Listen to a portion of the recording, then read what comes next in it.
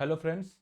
आज हम लोग कॉम्प्लेक्स नंबर का एक बहुत इंपॉर्टेंट टॉपिक देखने जा रहे हैं। This is called modulus of a complex number. और देखो ये बहुत इंपॉर्टेंट टॉपिक है कॉम्प्लेक्स नंबर के बिहाफ पे, और इसमें जो जेई मेंस और एडवांस में जो क्वेश्चन आता है वो एकदम फ्रिक्वेंटली जेई मेंस में एकदम टू द पॉइंट क्वेश्चन आएगा, और बहुत आसान टॉपिक है और बहुत इंटरेस्टिंग है। तो चलो स्टार्ट करते हैं क्या कि modulus of a complex number.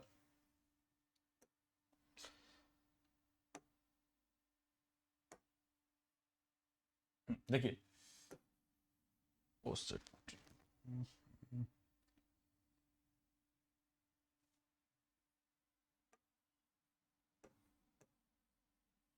Modulus of a complex number. अब modulus of a complex number का क्या मीनिंग होता है ये देखते हैं। सबसे सिंपल देखो कि आप z is equal to a complex number assume कर लेते हैं x प्लस आयोटा y। तो मॉड ऑफ z का मीनिंग क्या होगा? जब भी आपको किसी कॉम्प्लेक्स नंबर का मॉडुलस निकालना है तो आप लिखिएगा root under x square plus Y square. क्या लिखना है? Root under x square plus Y square. इसी को हम और क्या लिख सकते हैं? आप सबको पता है कि हम लोग x को क्या लिखते हैं? R E Z, that means real part of Z, इसका स्क्वायर लिखेंगे, फिर प्लस आई एम जेड, इसका हम लोग स्क्वायर लिख देंगे। रियल पार्ट ऑफ जेड का square plus imaginary part of Z का स्क्वायर, ये क्या मिल जाएगा? कॉम्प्लेक्स नंबर का मॉड मिल गया। जैसे फॉर एग्जांपल एक थोड़ा सा एग्जांपल देख लेते हैं। सपोज कि z इज इक्वल टू आपके पास एक कॉम्प्लेक्स नंबर है 3+4 आयोटा, ये कॉम्प्लेक्स नंबर है और इसका मुझे क्या निकालना है? मॉडुलस निकालना है। तो मॉडुलस का हमारे पास एक बेसिक सा फॉर्मूला पड़ा हुआ है। वो फॉर्मूला क्या है कि root under real part of Z का square plus root plus imaginary part of Z का स्क्वायर। और आप इसमें देख रहे हो कि रियल पार्ट ऑफ जेड कितना है? 3 है, और इमेजिनरी पार्ट ऑफ जेड कितना है? 4 है। तो हम क्या निकालेंगे? इसका मॉड जेड निकालेंगे। तो मॉड जेड का मतलब क्या हो गया? रूट अंडर रियल पार्ट का स्क्वायर, दैट मीन्स 3 का स्क्वायर प्लस 4 का स्क्वायर। तो 3 का स्क्वायर 9 होगा और ये 4 16 हो गया, 16 और 9 25। तो ये आ गया आपका रूट अंडर 25, दैट मीन्स कितना आ गया कि ये 5 आ गया। रूट 25 का वैल्यू कितना हो गया? 5 हो गया। तो ये कॉम्प्लेक्स नंबर का, किसी भी कॉम्प्लेक्स नंबर अगर आपको मॉडुलस निकालना है तो यही फॉर्मूला लगाना है। सिंपल सा क्या फॉर्मूला है कि रियल पार्ट का स्क्वायर प्लस इमेजिनरी पार्ट का स्क्वायर, इसका मॉडुलस ले लेंगे तो हमको क्या मिल जाएगा? कॉम्प्लेक्स नंबर का मॉड मिल जाएगा। अब देखिए इसका कुछ बेसिक प्रॉपर्टी है जो इंपॉर्टेंट है, क्वेश्चन में हम लोग यूज करेंगे। और सबसे इंपॉर्टेंट क्या होता है कॉम्प्लेक्स नंबर का मॉडुलस का? Geometrical meaning. तो पहले थोड़ा सा प्रॉपर्टी देख लेते हैं, उसके बाद इसका ज्योमेट्री पे आएंगे कि इसका ज्योमेट्रिकल इंटरप्रिटेशन क्या है। और ज्योमेट्री से ही जेई मेंस और जेई एडवांस वगैरह क्वेश्चन पूछता है। तो सबसे पहले थोड़ा सा प्रॉपर्टी हम लोग देख लेते हैं। इसका प्रॉपर्टी देखिए क्या है। पहला प्रॉपर्टी बहुत आसान है। प्रॉपर्टी क्या है देखो तो, फर्स्ट प्रॉपर्टी हम लिख रहे हैं। फर्स्ट प्रॉपर्टी ये बोलता है कॉम्प्लेक्स नंबर के मॉडुलस का कि अगर आपके पास दो कॉम्प्लेक्स नंबर प्रोडक्ट के फॉर्म में दिया हुआ है और इसमें मॉड लगा हुआ है, दो कॉम्प्लेक्स नंबर प्रोडक्ट में है, तो आप इसको सेपरेट आउट करके अलग अलग लिख सकते हैं। Z1 into mod of Z2 हम लिख सकते हैं। मे भी हो सकता है कि इसको जनरलाइज कर दें, इन तक का प्रोडक्ट लिख दें, तो सबको हम लोग Z1 into Z2 into Z3 सबको मॉड लगा के अलग अलग कर देंगे तो क्या हो जाएगा? सबका प्रोडक्ट हो जाएगा। नंबर 2 होता है कि अगर डिवीजन में भी कॉम्प्लेक्स नंबर लिखा हुआ है, Z1 अपॉन Z2 होल का मॉड लिखा हुआ है, तो आप इसको आसानी से अलग अलग कर सकते हैं और इसका मॉड लगा दीजिए। दोनों सेम ये हो गया। थर्ड प्रॉपर्टी क्या बोलता है, और ये बहुत इंपॉर्टेंट प्रॉपर्टी है। थर्ड वाला जो प्रॉपर्टी है सबसे ज्यादा यूज होता है, ये सबसे ज्यादा यूज होने वाला प्रॉपर्टी है।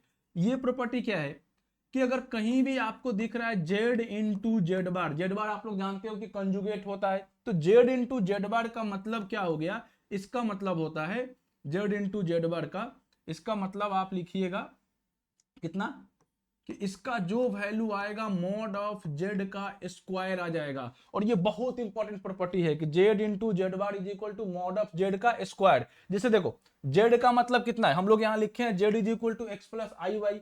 अगर जेड बार करेंगे तो क्या आ जाएगा? एक्स माइनस आई वाई आ जाएगा। जेड बार का मतलब एक्स माइनस आई वाई। जब हम दोनों को प्रोडक्ट कराने जाएंगे तो एक्स प्लस आई वाई इधर कर लेते हैं। देखिए तो जेड इज इक्वल टू अगर आपके पास x प्लस आयोटा वाई है और z बार का वैल्यू कितना आ गया x माइनस आयोटा वाई, आप जब इस दोनों को मल्टीप्लाई कराओगे z इंटू जेड बार, तो this is x plus iota y into x minus iota y मिलेगा। अब जब इसको मल्टीप्लाई करेंगे तो a प्लस बी और a इंटू बी का फॉर्मूला लग जाएगा, a plus b into a minus b का फॉर्मूला, ये कितना होता है a square minus b square, तो ये कितना बन जाएगा x square plus Y square बनेगा ना। अब इसको कितना लिख सकते हो मॉड जेड का स्क्वायर, तो ये बहुत इंपॉर्टेंट प्रॉपर्टी है। नंबर 4 देखते हैं कि नंबर 4 वाला प्रॉपर्टी हमारा क्या है। तो नंबर 4 प्रॉपर्टी आप लोग देखिए, ये है कि अगर मॉड ऑफ जेड लिखा हुआ तो इसका जितना वैल्यू आएगा वो जेड बार के मॉड के बराबर है। तो कितना आसान है, आप जेड का मॉड निकालो तो जेड का मतलब x plus i Y, mod निकालेंगे रियल पार्ट का स्क्वायर प्लस इमेजिनरी पार्ट का स्क्वायर अंडर रूट, वही वैल्यू आएगा। और अगर हम जेड बार का मॉड निकालेंगे तो इसका वैल्यू क्या आने वाला है, सेम आने वाला है। जेड बार का मतलब क्या हो गया एक्स माइनस आई वाई, इसका भी आप मॉडुलस निकाल लो तो under root x square plus under root ये वाई स्क्वायर आ जाएगा, मतलब दोनों का वैल्यू सेम होगा। अब इसमें क्या करते हैं, अगर हम इसमें निगेटिव साइन लगा दें, जैसे कि माइनस ऑफ मॉड जेड कर दें, इसका भी वैल्यू सेम आएगा। इसमें एक चीज और लिख लो आप कि अगर बार का भी निगेटिव लगा के मॉड निकाल दिया जाए तो भी क्या आने वाला है, वैल्यू हमेशा सेम आएगा। तो ये 4 प्रॉपर्टी जो है बहुत इंपॉर्टेंट है। और अगर किसी कॉम्प्लेक्स नंबर का मॉड ऑफ जेड 0 है, इसका मतलब क्या हो गया कि that means z is equal to 0, ये वैल्यू कितना आ गया 0 आ गया। तो ये 4 प्रॉपर्टी है, आपको ध्यान में रखना है हमेशा। अब बात करते हैं जो इस टॉपिक का सबसे इंपॉर्टेंट पार्ट है कि मॉड जेड का ज्योमेट्रिकल मीनिंग क्या होता है। क्लियर, मॉड जेड का ज्योमेट्रिकल मीनिंग क्या होगा ये हमको देखना है। तो ज्योमेट्रिकल मीनिंग आप देखिए ध्यान से, ज्योमेट्रिकल मीनिंग क्या है कि देखो हम सबसे पहले कॉम्प्लेक्स प्लेन ड्रॉ करते हैं, कॉम्प्लेक्स प्लेन बना लेते हैं। तो देखिए तो ये हमारा ये हो गया रियल एक्सिस, ये हो गया रियल एक्सिस, और ये क्या हो रहा है इमेजिनरी एक्सिस।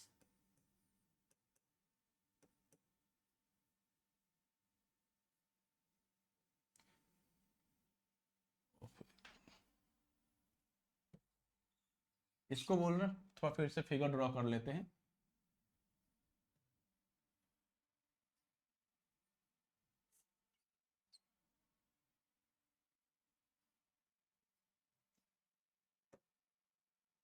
ये हो गया रियल एक्सिस,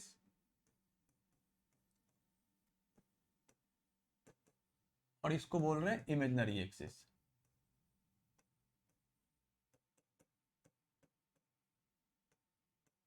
इमेजिनरी एक्सिस। अब देखिए हमारा जो कॉम्प्लेक्स नंबर है z is equal to x plus i y है, तो इसको अगर हम कॉम्प्लेक्स प्लेन पे रिप्रेजेंट करेंगे तो ये इस तरीके से रिप्रेजेंट हो गया, ये हमारा जेड हो गया, यहाँ पे पॉइंट हो गया एक्स कॉमा वाई। अब यहाँ से परपेंडिकुलर ड्रॉ कर देते हैं, तो वाई ज्योमेट्री आपको ये दिख रहा है कि अगर ये पॉइंट एक्स कॉमा वाई है तो ये डिस्टेंस कितना होने वाला है वाई होने वाला है, और ये डिस्टेंस क्या होगा एक्स होगा। तो ये आपको एक राइट एंगल ट्रायंगल दिख रहा होगा। जब इसका हम डिस्टेंस निकालेंगे हाइपोटेनस का तो ये वैल्यू कितना आ जाएगा root under x square plus Y square आएगा, इसको पी बोल देते हैं। तो देखिए तो ओपी का वैल्यू कितना हो गया root under x square plus Y square. और आप देख लो यही वैल्यू है ना कॉम्प्लेक्स नंबर का मॉड, कोई भी कॉम्प्लेक्स नंबर जेड था एक्स प्लस आई वाई, उसका मॉड कितना आता था under root x square plus Y square आता था। तो ये कॉम्प्लेक्स नंबर का मॉड मिल गया। मॉड का ज्योमेट्रिकल मीनिंग क्या हुआ है, किसी भी कॉम्प्लेक्स नंबर का हम मॉड निकाल रहे हैं, दैट मींस हम लोग क्या निकाल रहे हैं इसका ओरिजिन से डिस्टेंस निकाल रहे हैं। मॉड का मीनिंग ज्योमेट्रिकल मीनिंग क्या हो गया डिस्टेंस फ्रॉम ओरिजिन। क्योंकि आप देखिए अगर मॉड ऑफ जेड लिखा जाए तो इसको हम इतना भी तो लिख सकते हैं जेड माइनस 0। तो ये ध्यान रखना है कि मॉड ऑफ जेड का ज्योमेट्रिकल इंटरप्रिटेशन क्या हुआ कि मॉड ऑफ जेड क्या रिप्रेजेंट करता है, किसी भी कॉम्प्लेक्स नंबर का मॉड हमेशा डिस्टेंस रिप्रेजेंट करेगा। और कहां से डिस्टेंस रिप्रेजेंट करेगा, तो मॉड ऑफ जेड इज का मीनिंग क्या हुआ कि डिस्टेंस फ्रॉम ओरिजिन। आपको दिख रहा होगा इस फिगर में कि ओपी का मतलब क्या है ओरिजिन से डिस्टेंस है, और जितना ओपी का वैल्यू आया है under root x square plus Y square, वही वैल्यू किसका आया था मॉड ऑफ जेड का आया था। तो कॉम्प्लेक्स नंबर का मीनिंग क्या हो गया कि डिस्टेंस फ्रॉम ओरिजिन हो गया। अब सपोज मान लो कि आपके पास लिखा हुआ है जेड माइनस जेड वन, इसका मतलब क्या है, z माइनस z1 का ज्योमेट्रिकल मीनिंग क्या है, तो z माइनस z1 का ज्योमेट्रिकल मीनिंग क्या हो गया, यहां देखो मैं लिखा था कि z माइनस जीरो का मतलब क्या, ये ओरिजिन को रिप्रेजेंट कर रहा था, तो z से ओरिजिन का डिस्टेंस, और यहां पे लिखा हुआ है z माइनस z1, इसका मीनिंग क्या हो गया कि इस z1 कॉम्प्लेक्स नंबर का डिस्टेंस कहां से लिख रहे हैं, हम z से लिख रहे हैं, तो ये क्या रिप्रेजेंट कर रहा है, डिस्टेंस बिटवीन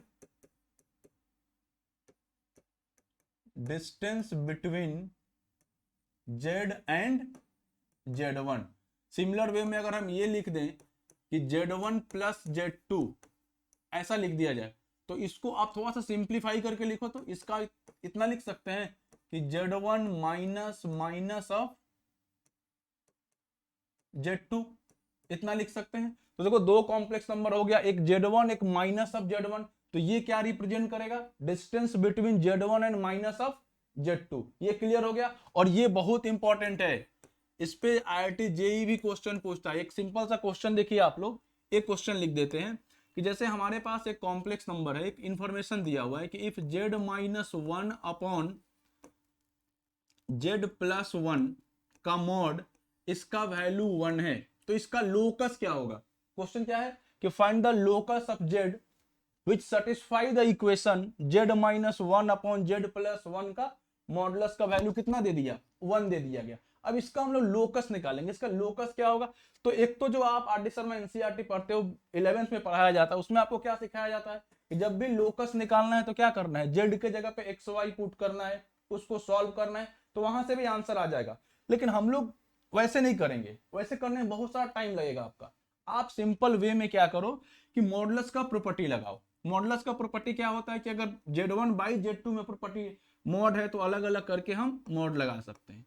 तो ये हो गया z माइनस वन का mod upon z plus one का mod, this is equal to 1। इसको क्रॉस मल्टीप्लाई हम कर लेंगे तो ये आ गया z1 minus one is equal to z plus one, ये होगा। अब आप देखिए ये लिखा हुआ है कि z माइनस वन और z प्लस वन ये दोनों बराबर है, इसका मतलब z एक तो वेरिएबल पॉइंट है, z का डिस्टेंस, इसका मीनिंग क्या हुआ कि z का डिस्टेंस फ्रॉम वन, z का डिस्टेंस वन से, और ये क्या लिखा हुआ है z का डिस्टेंस माइनस वन से। इसको थोड़ा सा और सिंप्लीफाई करते हैं तो ये हो गया z minus minus of one, ये हो गया z माइनस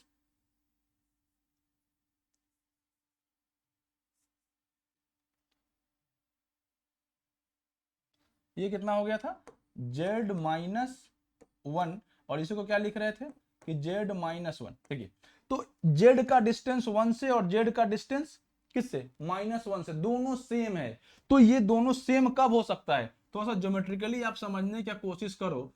तो ये दो पॉइंट है हमारे पास, एक तो प्लस वन है और एक माइनस वन है, प्लस वन इधर हो जाएगा और माइनस वन हमारा यहाँ पे, ये माइनस वन हो गया और ये प्लस वन।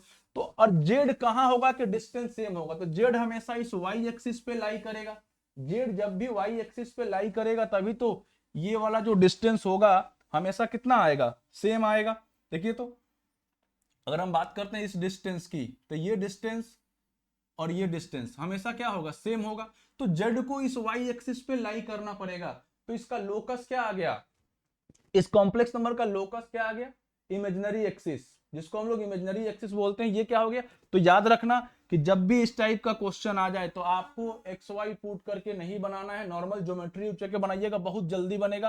तो आप एक कंसेप्ट याद रखेंगे कि अगर कहीं ऐसा लिखा हुआ है z minus z1 is equal to z minus z2 और इसका आपसे लोकस पूछ दिया जाए, तो इसका लोकस क्या बनेगा, एक परपेंडिकुलर बाइसेक्टर बनेगा z1 और z2 का। जैसे यहां आप देख लीजिए माइनस वन और वन का परपेंडिकुलर बाइसेक्टर था ना ये लाइन, तो z minus z1 equal to z minus z2, इसका मीनिंग क्या हो गया, it is perpendicular bisector of z1 and z2। तो एक तो ये कॉन्सेप्ट, इसमें IIT बहुत सारा क्वेश्चन पूछ चुका है। चलिए एक कॉन्सेप्ट और देखते हैं हम लोग, नेक्स्ट कॉन्सेप्ट क्या होगा कि इसका सर्कल से इंपटेशन है, सर्कल से कैसे रिलेट करते हैं। तो देखिए अगर हम लिख रहे हैं कि mod of z is equal to mod of z is equal to 1, इसको थोड़ा सा समझिए क्या हो रहा है। इसका भी हमको लोकस निकालना है कि mod of z is equal to 1 क्या रिप्रेजेंट करेगा। तो mod of z is equal to 1 का मतलब क्या हो गया, आप सिंपल सा काम करो, एकदम बेसिक से कर रहे हैं कि जेड इज इक्वल टू आप एक्स प्लस आई वाई पहले एज्यूम कर लो। Z is equal to x plus i Y assume कर लेंगे तो कितना हो जाएगा, ये हो गया X plus i Y, this is equal to 1। अब मॉडुलस निकालेंगे तो ये आएगा root under x square plus Y square is equal to 1, इसको स्क्वायर कर देते हैं तो X square plus Y square is equal to 1। और ये आपको क्या दिख रहा है, x square plus Y square is equal to 1 का मतलब क्या हुआ कि ये एक सर्कल का इक्वेशन है जिसका सेंटर कितना है 0 0 और रेडियस 1। ये किसका इक्वेशन है, ये जो इक्वेशन है इक्वेशन ऑफ सर्कल है, equation of circle whose center is 0 0 and radius is कितना 1। ये एक सर्कल का इक्वेशन है जिसका सेंटर 0 0 और रेडियस 1। देख लो ज्योमेट्रिकली एक सर्कल बना देते हैं जिसका सेंटर 0 0 है और रेडियस 1। ये कोई सर्कल है, सेंटर 0 0 और रेडियस 1 हो गया। तो आप ऐसे देखो तो mod of z is equal to 1, तो ये लोकस क्या रिप्रेजेंट कर रहा है कि जेड का डिस्टेंस कहां से, मॉड ऑफ जेड का मतलब क्या होता था कि जेड का डिस्टेंस फ्रॉम ओरिजिन। तो जेड एक ऐसे पॉइंट है, जेड कहां लाई करेगा जिसका डिस्टेंस ओरिजिन से हमेशा एक कांस्टेंट है, एक फिक्स है, वो क्या बनेगा, तो सर्कल बनेगा। तो आप याद रखिएगा कि अगर मॉड ऑफ जेड, अगर हमारे पास क्या मिल जाए कि mod of z is equal to mod of z is equal to r, तो ये क्या रिप्रेजेंट करेगा, एक सर्कल बनेगा। कैसा सर्कल बनेगा, जिसका सेंटर क्या होगा 0 0 और रेडियस कितना, रेडियस हो जाएगा आर। एक सर्कल बनेगा जिसका सेंटर 0 0 और रेडियस आर। दूसरा लिखते हैं कि अगर देखिए z minus z naught, z minus z naught is equal to r लिख दिए, तो ये भी क्या बनेगा, ये भी एक सर्कल बनेगा। अब इस बार सर्कल का सेंटर क्या होगा, ध्यान क्या रखना है कि जेड में से जो सब्ट्रैक्ट हो रहा है वो सर्कल का सेंटर हो रहा है। तो यहां पे सेंटर कितना हो गया, सेंटर आपका आ गया जेड नॉट और रेडियस कितना आ गया, आर आ गया, रेडियस कितना हो गया आर। तो ये बहुत इंपॉर्टेंट पॉइंट है, इस पे बहुत सारा क्वेश्चन है जेई का। क्या याद रखना है, देखो मॉडुलस ऑफ कॉम्प्लेक्स नंबर में हमने क्या सीखा कि modulus of a complex number, geometrical meaning की बात कर रहे हैं। ज्योमेट्रिकल मीनिंग क्या हुआ कि सबसे पहले मॉड ऑफ जेड का मतलब क्या हुआ कि ये ओरिजिन से डिस्टेंस को रिप्रेजेंट कर रहा है। किसी भी कॉम्प्लेक्स नंबर का हम मॉड निकाल रहे हैं तो क्या रिप्रेजेंट करेगा, वो डिस्टेंस रिप्रेजेंट करेगा फ्रॉम ओरिजिन। दूसरा क्या मीनिंग था कि ये सर्कल का इक्वेशन भी रिप्रेजेंट करता है, जैसे कि mod of z is equal to 1 लिख दिया जाए तो इसको सॉल्व करने से आपको क्या मिल गया, x square plus Y square is equal to 1। तो ये क्या हो गया, एक सर्कल है जिसका सेंटर देख रहे हो आप 0 0 है, रेडियस 1 है।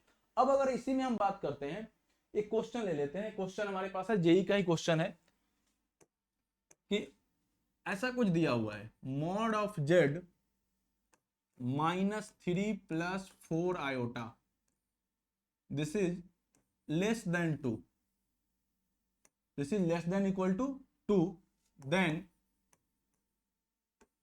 find the maximum value of mod of z। क्या निकालना है, एक कॉम्प्लेक्स नंबर दिया हुआ है mod of z -3 + 4 iota is less then 2 और आपको mod z का मैक्सिमम वैल्यू निकालना है। तो देखिए आप इसको कैसे सॉल्व कीजिएगा, तो आप सॉल्व करने के लिए सबसे अच्छा क्या कॉन्सेप्ट है कि आप ज्योमेट्री लगाइए, बहुत आसानी से बन जाएगा। तो ज्योमेट्री क्या कहता है, सबसे पहले देखो तो ये मॉड ऑफ जेड -3 + 4 आयोटा है, इसको स्टैंडर्ड फॉर्म में लिखने की कोशिश करते हैं। तो जेड हो गया, यहां से माइनस कॉमन ले लो तो ये 3 - 4 आयोटा बन गया, इतना होगा, और this is less than equal to 2। और हम लोग ये जानते हैं कि जेड - z1 बराबर कुछ लिखा रहता है तो वो क्या रिप्रेजेंट करता है, एक सर्कल। तो इस ये भी सर्कल बनेगा, लेकिन लेस देन 2 है तो क्या होगा, या तो सर्कल का सरकमफ्रेंस पे पॉइंट लाई करेगा, इस सरकमफ्रेंस पे लाई करेगा, या फिर इसके अंदर कहीं होगा। इसका मतलब लोकस ऑफ जेड क्या हो गया, इंटीरियर ऑफ सर्कल। तो अब देखो डायग्राम बना लेते हैं, क्योंकि सब क्वेश्चन आप डायग्राम बनाओगे इजीली बनेगा। ये एक सर्कल बन रहा है जिसका सेंटर कितना है 3,-4, सेंटर आ गया 3,-4 और रेडियस कितना 2 आ गया। तो यहाँ पे एक छोटा सा सर्कल ड्रॉ कर लेते हैं, ये सर्कल हो गया, इसका सेंटर हो गया 3,-4 और रेडियस 2। हम लोगों को निकालना है मॉड ऑफ जेड का मैक्सिमम वैल्यू। तो मॉड ऑफ जेड का मतलब क्या होता था, डिस्टेंस फ्रॉम ओरिजिन। अब देखो जेड का जो रीजन है कि जेड कहां लाई कर सकता है, तो आप देखिए तो जेड का जो रीजन है, जेड क्या हो सकता है, इस सर्कल के अंदर कहीं भी हो सकता है, पूरे इस सर्कल के अंदर कहीं भी जेड हो सकता है, या फिर इसके सरकमफ्रेंस पे भी हो सकता है। क्यों? क्योंकि यहाँ पे इक्वल लिखा हुआ है। तो जेड का जो रीजन है ये सर्कल का इंटीरियर पार्ट है। अब हमको क्या निकालना है, मैक्सिमम डिस्टेंस निकालना है मॉड ऑफ जेड का। तो मॉड ऑफ जेड का मैक्सिमम डिस्टेंस का मतलब क्या है कि जेड इस सर्कल पे कहां होगा कि उसका ओरिजिन से डिस्टेंस मैक्सिमम होगा। तो ये तो आप लोगों को दिख रहा होगा, अगर जेड हम यहाँ पे लाई करा दें, जेड को यहां रख दिया जाए तो ये डिस्टेंस क्या हो जाएगा, मैक्सिमम डिस्टेंस होगा। तो इसका कुछ नाम रख देते हैं, ओ, ये पी, ये क्यू है और सेंटर को सी बोल देते हैं। हमको चाहिए maximum distance from origin, mod Z का मीनिंग यही हो गया। तो देखो तो ये डिस्टेंस कितना, ये तो पॉइंट हो गया, जो पॉइंट है सेंटर कितना है 3,-4 और ये ओरिजिन है, ये पॉइंट कितना है 3,-4 और ये ओरिजिन है। तो अगर OC का बात किया जाए तो OC डिस्टेंस कितना आएगा, 3 का स्क्वायर और 4 का स्क्वायर कर लो 16, मतलब 25, 5 आ गया। OC का वैल्यू क्या आ गया 5। और मैक्सिमम ऑफ मॉड जेड क्या होता था, अगर इसमें मैक्सिमम की बात करें तो मैक्सिमम कितना आएगा, O से लेकर Q तक का डिस्टेंस, OQ। तो OQ का मतलब क्या हुआ, हमने OC ऑलरेडी निकाल लिया, OC कितना आ गया 5 आया, और ये तो रेडियस है ना, 5 में 2 ऐड कर देते हैं तो मैक्सिमम कितना आ जाएगा 5 + 2, डिस्टेंस कितना हो गया 7 हो गया।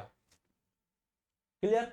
तो ये कॉम्प्लेक्स नंबर का ज्योमेट्री का इंपॉर्टेंस है। ठीक है, इस पे आगे हम लोग नेक्स्ट क्लास में और क्वेश्चन डील करेंगे, इस पे और बढ़िया बढ़िया IIT के क्वेश्चन है, जेईई मेंस तक, मतलब जेईई मेंस इस पे बहुत सारा क्वेश्चन पूछता है, जेईई एडवांस भी पूछता है। तो नेक्स्ट क्लास में आगे और मॉडल्स पे क्वेश्चन डील करेंगे। Okay bye.